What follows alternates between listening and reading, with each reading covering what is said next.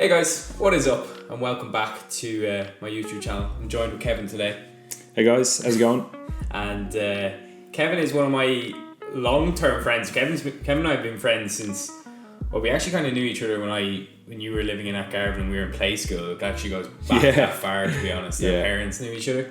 And I just want to kind of introduce you to some of the people in my life that I find are doing very well in business, and in particular social media, naturally to go with the type of work I do. And I just want to share some more stories. So Kevin, I'll let you kind of introduce what you do, and we'll take from there. Yeah, absolutely. So as Zach mentioned, my name's Kevin Hoare. I'm an online personal trainer, and I specialize in helping busy professionals to transform their bodies, take control of their health, take control of their lifestyle, and essentially get to where they want to be, both physically and mentally, so that they can perform as well as possible in their professional life, personal life, and kind of all-encompassing, basically improving health from every standpoint, really. Yeah. Kevin is...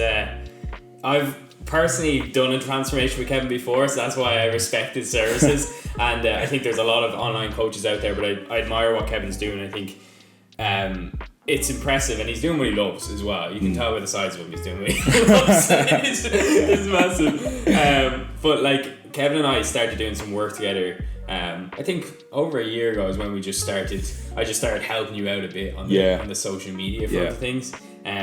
He just noticed that there was a need for, like, obviously he makes a lot of content himself, and then there's the odd time that there's a need for high quality content. So yeah, absolutely. That's when we kind of got involved with each other. But like, you'd say for you, and I know your career is going this way, like social media is just like ridiculous. It's everything. It's everything. Like, if I look at my client base from the last 2.5 years that I've been running my business, it's accounted for 95% of the clients that I've acquired. Even clients who currently work with me and they refer their friends, the first thing they're going to go and do is go and look at my social media presence. They're going to look at my results. They're not just going to take someone's word for it. They're going to do their, little bit of research. And social media is literally one of the cornerstones of how I run my business, because it allows me to get my name out there to people that don't currently know me, And you, like, from notice, it seems to be Instagram. But would you agree? Is Instagram just where it's at for you? But one of my big focuses over this year, I think, is going to be to use Facebook a lot more, because I think a lot of my clients hang out there. So my sort of target market is busy professionals between the age of 25 and 45 who are looking to lose weight, build muscle, and feel better. And I think a lot of those people do hang out on Facebook, and I just haven't really used that, to be honest with you, because I kind of always thought, nobody uses Facebook anymore, I'll just focus on Instagram. So Instagram has been my focus over the last 2.5 years. It still is my focus today. I have it linked to my Facebook, so things get fired across straight away. It's easy that way. But Facebook is definitely something that I want to look into. For the moment anyway, Instagram is pretty much my bread and butter. That's the only one that I've really been active on. It's crazy, I think, for online coaches how powerful, like, I couldn't imagine any other platform at the moment for an online coach, to be honest. It's just like, it's perfect because you got your side-by-side transformations. You can tag people that have done like an amazing transformation, they reshare it to their friends, and it's crazy. I know for me and you, we tried to do like ads before and stuff like that, but I feel like you're just so busy that it just, you don't need it. You're just getting organic reach the whole time. That's it. And I mean, there might come a point in business when I decide to expand and maybe take on a coach, and that's when I could maybe, revisit that type of thing. Ads were good for me in terms of bringing more followers in, but it was my content that was making those followers want to get coached by me. It's very rare, I think when we look at ads in a general sense for a product, it's much easier to go like, here's this pair of shoes, here's a link to buy this pair of shoes, and people just go, I like them, I'm going to buy them. With coaching, it's such a personal thing, and most people have tried to lose weight themselves in the past, or they've tried something that hasn't worked in the gym or whatever it might be. So they really want to know who that person is that they're coming to. So I think that sort of, it's harder to track where someone's coming from when they come through ads, if that makes sense. Yeah, I get you. I would you notice a correlation between someone coming across your Instagram, following you, and then like just kind of sitting there in the background for a long time? 100%. Yeah. And it was kind of getting to me when I first started out, because I was almost like, why aren't, like, look at my transformations, why aren't you buying from me? You know what I mean? But it's obviously just because you want to get busier as a coach, you want to work with more people, help more people achieve the results they want.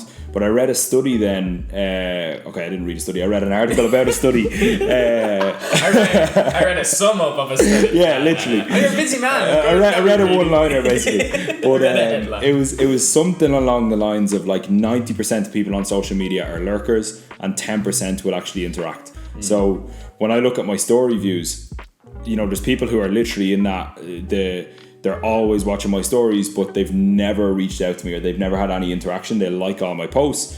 There's some people then who'll view my stories, they'll never reach out, they'll never like a post, they'll never interact, they'll never react to a story. And that's just because I think a lot of people they're not thinking, they're just on social media, they're just flicking through the app and using it as a bit of an escape.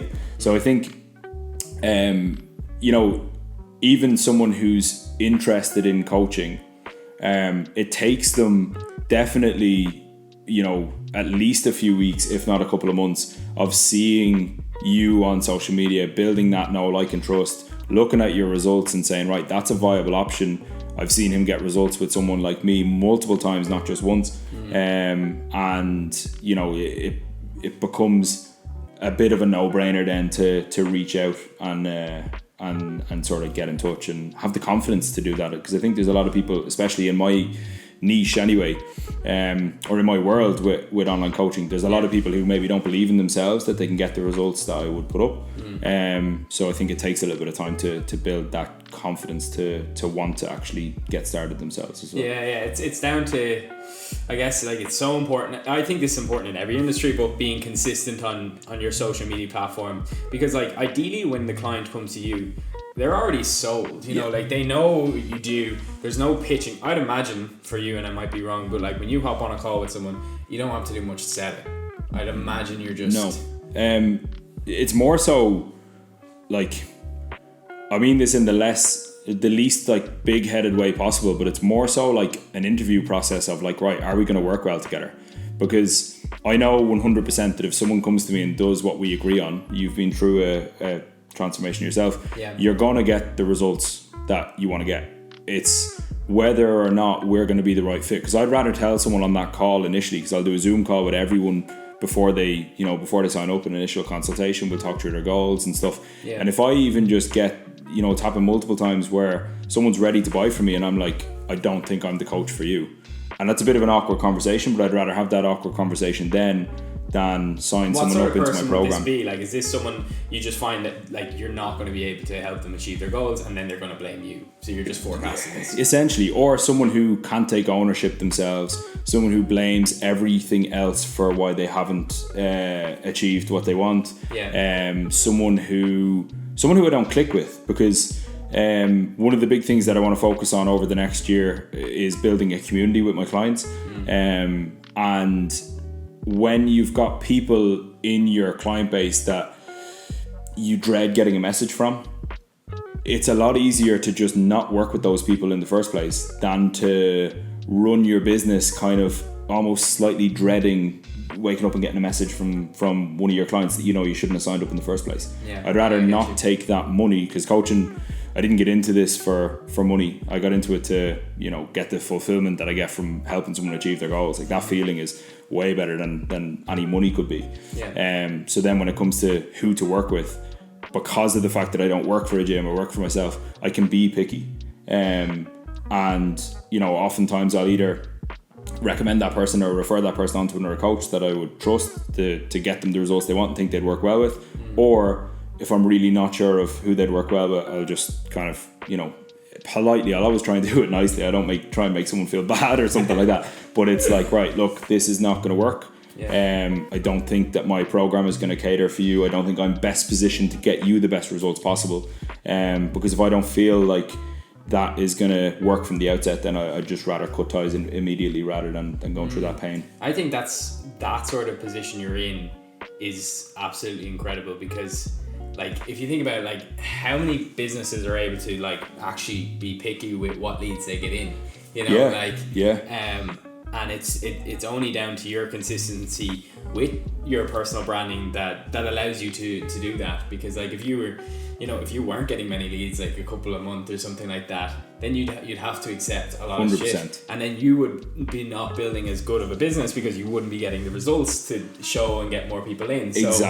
Exactly. And like I'm a very open person, so what you see is what you get with me. So when someone's on a call with me, I'm gonna have a very similar demeanor to, you know, obviously you're trying to put your best foot forward, but I'm gonna have a very similar demeanor to when I'm going for a coffee with one of my best friends. Yeah. So when they come into my coaching program, they know what to expect, and I think that's so vitally important, because even that person that I don't personally click with, there's going to be a coach that'll get on with it like a house on fire with that person. Yeah. And they're going to be best positioned to then get them the results. They're both going to get the most out of the process. So the way that I kind of see it is, I'm being selfish because I'm like, right, I don't want to work with this person, but I'm also, you know, not wasting that person's time, because I'm like, if you want this result and I'm not the person that's going to bring you to that result, because I don't think we're going to work well together, then, you know, go and find somebody who will. Yeah. And that's, you know, that's not up to me to do, that's up to them to do. But I think that's really important. The other side of it is, when you start out, you can't be that picky. You know, so when I first started out, I was give me clients, I need to get results. Give me clients, I need to get results. Because, you know, my success with my clients, or my client's success, is interlinked with my own, because the better my clients do, the more I'm going to be able to, you know, market those results, the more I'm going to be able to bring clients in, the more people I'm going to be able to help. I imagine the best clients are the most efficient as well. Like they're, you know, like you wait in your industry, I would imagine the people that don't achieve their goals and don't do what you say take a lot more time than the clients that just 100%. And I think it just comes down to someone's willingness to take action. Yeah. Because, pardon me, if someone comes to me for coaching, generally they're in some form of pain. So their pain could be that they've got body fat that they want to lose, or that same pain can be felt in the same way by someone who's always been very thin and wants to gain muscle. So someone's coming to me in a certain degree of pain that they want solved, and if someone is not in a position where they're truly ready to take action on that, then I can't do the work for them. Yeah. So there's a marked difference, and I'm sure you see this in some way in your own business, but there's a marked difference in people when they come to me who are, you know, ready to do absolutely everything. They read the print in the email that I've sent over when they're starting out. They know when their check-in day is. They know when to check in. They have their workouts filled in. They have their app filled in.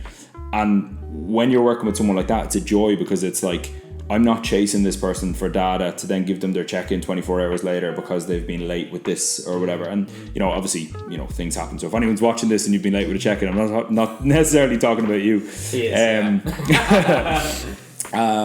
But like that's a big thing, is if someone is ready to take action, you'll just be able to tell that pretty much straight away. And it's I find you can tell when someone's at their next level in business when they are refusing clients as well. And I'll admit, like when I started Social Directions Agency, it was just like, come at me, and I would almost like, people would tell me what their need, and I've already said I can do it before they even told me, sort of thing. But I think you need to, when you get to a point where you're very picky, then you're just getting better results. And I do think, you know, for both of us, even in social media, that plays a big part in that, because in the end of the day, for you to be picky, you need more leads and you need more clients coming in. And once you get to that stage, then you can afford to and I think on that as well, like your content dictates the leads that you get as well.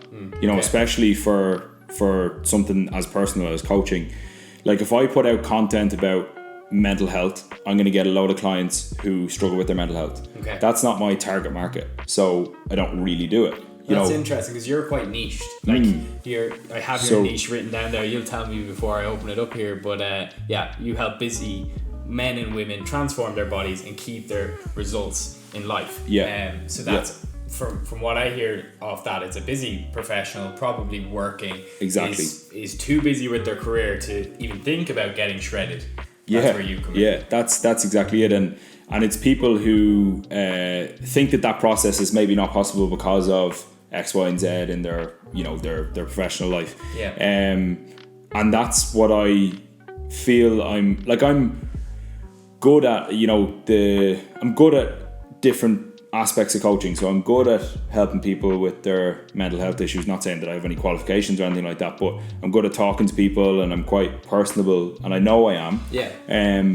But that's not my target demographic. And so I think as you get more confident on social media to be yourself and put content out there that reflects the clients that you want to work with, you know, what you put out there, I truly believe in social media is going to come back to you in terms of who's inquiring. Because if someone sees that I'm like a no bullshit kind of, you know, or I have a no bullshit approach to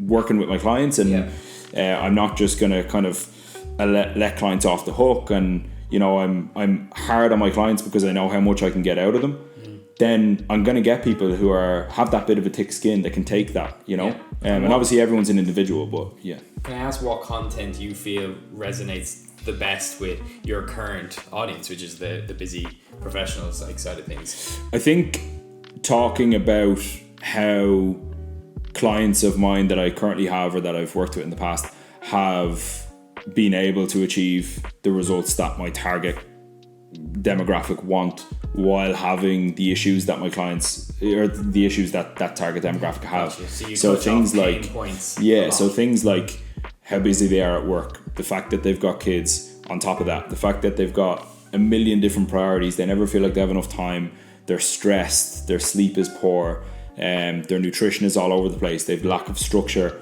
All of these things are kind of like the main aspects of my content. And then, you know, obviously there's a bit of, I think it's important not to solely focus on those things, because people need to get to know you as well. So I'm trying to do more of kind of, you know, sharing my own journey to the competitions that I've got coming up, and things like that. And I think that having a few different aspects of like what you focus on through your content is really important, because then it's not just one dimensional, you know. Not too salesy as well then. I think that's a massive thing you've touched off is personal branding there. You have to, if you're going to run a personal brand, you have to allow people into your life. You can kind of go two directions, because if you look at me and Kevin's business accounts, you'll see Kevin all over his. Mine is Social Directions Agency, and I have a personal brand separate to that. So you need to think about, if you're gonna, you know, if you ever went into online coaching or any business, do you want your personal brand to be in this? Because you have to be okay with sharing your life online now, because that's part of the brand. Absolutely. So that's obviously something you need to think about as well. If it would be a completely different approach, I think, if you didn't have your, like, I don't know how it would work. You'd have to almost like turn KH Fitness into something else, start sharing and then you'd have to bring in team members and share more of that. Like, it's a completely different approach. Yeah, and I think, again, going back to the type of business it is, people buy from people, you know? Definitely. So everything about my social media, when someone lands in it, the way that I kind of look at it is it's like a shop window. So how do I want my shop window to look? Because you don't walk down to, you know, a big store like Zara or something like that and their shop windows all over the place. You know, like, you walk down and it looks really well and they've got what they want you to see at the front. And that's the way I view my social media page, where it's like, right, what's my profile picture? What does that vibe give off to the people that are coming into my shop, you know? You treat it like a shop. How does my content look? There's a fine balance between obviously spending 20 hours a week on Canva, making sure your things look perfect, and just taking action to get work done. So there's a realistic amount of, right, this looks good enough to post kind of thing. Because not everything has to be perfect. And then, you know, I think that's really important, because then when people come to my page, they know me before they get on a call with me, before they've, you know, they're going to consume my content for a few weeks to a couple of months, like I was saying. They are going to know the type of person that they're going to be speaking to on the call, because in my social media, And it's taken me some time to get to this point because I've never deleted a post since I started my business. So scroll back my Instagram page and have a look at one of my first videos, and I literally look like a robot. I look like R2D2 talking to a camera. So once you get more confident with sharing like who you actually are as a person on social media, the results are so much better because people then are like, right, that actually feels authentic. That doesn't feel like you're trying to parrot off somebody that you've heard talking or whatever. So yeah, I think like people buy from people 100%. Even you could be someone who gets the best results ever as an online coach, but if you're boring as cardboard, people probably won't buy from you. Yeah, no, it makes a lot of sense. And if I do think about, I have two sources of leads come in. I have social directions agency page leads and I have personal brand leads that come in. And you can tell straight away because the questions, when you jump on a call, you're not selling. Like say if someone jumped on a call with me and they came through personal brand, they're like, oh, I see you're learning to fly or something like that. And it's real lighthearted and they're kind of already sold. It's just you got to... It's down to really can they afford it a lot of the time in that sense. But when you come in, if your clients didn't know who you were, it would just be a bit awkward, it's a bit tense, and you have to sell on you, which you shouldn't have to do if you master your personal brand. 100%, totally agree, because that work is done for you. So your content is almost like a bit of a double whammy because you're using your content to bring people in, but you're also using your content so that you can sift through the people that you want to get on that call, you know? Because the last thing that you want to be doing is spending hours and hours a month on calls with people that are never not the right fit because you haven't targeted the right people through the right messaging through your content, you know? Yeah, no, it makes sense. How do you think the industry itself, do you think it's going to change much over the next couple of years? Because I feel like there is a lot of online coaches coming on and it's going to be a chance to separate the better ones because there's a lot of time wasters there too. But do you think Instagram will still be the way to go for the next couple of years? It's a good question. It's so hard to know because like with the advances in like virtual reality and stuff like this, I mean, you never know. Like 10 years ago it was all about Facebook, 10 years before that it was all about Bebo. And things have obviously changed massively, so it's hard to know. I think there's going to be some sort of virtual reality, sort of dimension it's hard to know exactly what that even means. It's and I don't know how that would work, but I think a platform such as Instagram, it's hard to see it not being a big part of things because of how visual it is and because of how people consume that content. It's easy for people to get the information that they want, and it's easy for people to see a result, read about that result, and then sort of go from there. I think people are so addicted to it as well. It's hard to see how that's ever not going to be a thing. It's ingrained in us. Yeah. I personally just think Instagram is obviously becoming a lot more of a shop for, it's like you said, it's a shop for you, it's a shop for most people. There's also a trend in TikTok providing more value and less selling. So there's going to have to be a shift where you really dial back the selling, really dial back to the point that you're not really selling your services at all, or else people are going to flick away. So I don't know what way that shift is going to be. I think Instagram is going to be around for a long time. But yeah, we're just going to have to change how we do things. Yeah, absolutely. And just change with what's current, Yeah. I hated Instagram before I started my own business. I was like I was that 90% of lurkers. I was just I'd go on it randomly. There'd be weeks where I wouldn't open the app. And you have to, if you're going to run your own business, if you're going to have your own personal brand that's interlinked with your actual business, to me they're kind of one and the same. So you have to be willing to put yourself out there and get comfortable with being as active as you need to be to stay current, and I suppose move with the time. So if things move, and I think I've even been reluctant to create a TikTok account because I'm it's only for kids, but then I've heard of people getting a crazy amount of business from it, and I'm like, fuck, am I missing a trick here? You know what I mean? I think regardless, you do need to set up a TikTok account. That's a separate note. But as long as you have a personal, authentic brand, you're safe. Yeah. Oh, like, so people stress too much about platform. This is why you need to get on and start making a personal brand.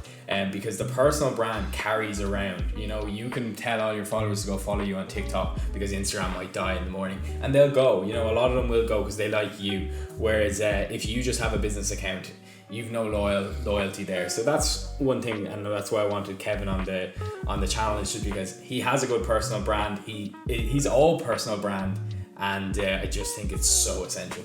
Definitely. Yeah, I totally agree. Like, people know me, they know Jen, they know my dog. Yeah. And like, they want to see the dog content. Great for interaction. So I think it's, if you're going to run your own business, that's a service-based business, I think it's absolutely essential. Definitely, yeah. You kind of, it's the world we live in. People want to know a bit more. They want to know who they're buying off. Especially when you're in the kind of startup stages of growth, it's going to help you accelerate. Just one question for people that are watching, possibly online coaches. Did you come up with a niche after or before you started your business?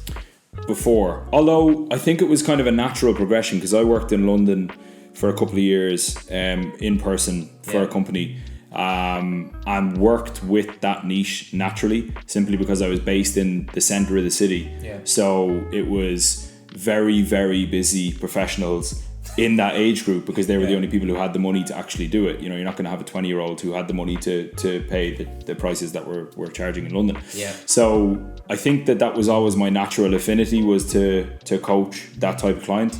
When I started out, it was really a case of, I'm starting my own business. I've always worked for someone else. I just need to make enough money to put food on the table. Yeah, exactly. So then I think over time, as you get results and you start to become more in demand, thankfully, which I'm really grateful for, you then start to look at, right, who do I enjoy working with? Because if you enjoy working with your target audience, then you build a business that is sustainable, that you're going to want to actually get up and do every day, which is massively important for me. And I think everything then clicks, you know? Yeah, no, it makes sense. It's nice when you get to that point. Yeah, you know, 100%. When I first started, I didn't really understand who I wanted to work with. Now for me, I mainly work with service-based businesses. And I know I enjoy that, and I know I'm good at that.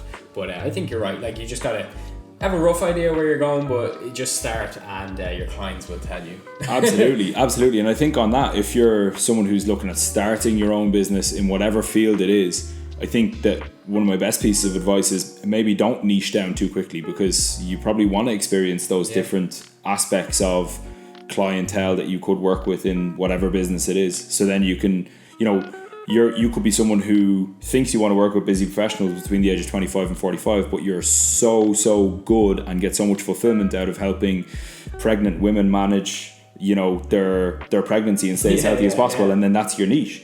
You know, so I think within person, for my business, in person, you're kind of anyone and everyone, because if someone likes you, they get coaching off you, and it doesn't really matter. Whereas when you're online, there's so many different options. People can get coaching off anyone in the world. It's crazy. So you have to, at some point, I think your business gets to a point where you have to have the target audience, and that your audience know who your target audience is. So I don't get very many inquiries from people outside of my target audience as a result of that, you know. That's perfect. That's exactly how you want it to be. Absolutely. Yeah. It's good to have you on the show, man. Thank you. Happy to be here. I had a show until I just well, I'm happy to be in episode 1. Yeah, welcome to episode 1. But yeah, if you want to reach out to Kevin, what I'll do is I'll link his website and Instagram specifically. Don't go to the website. That needs more updating. I'll link the Instagram. I won't even put the website there. But check out his stuff, and if you have like questions on online coaching, I'm sure he'd be happy to answer. And if you want to get absolutely shredded, that's it. Thank you. Can't say it better myself. I feel like we should do like a cheesy knuckles. Like a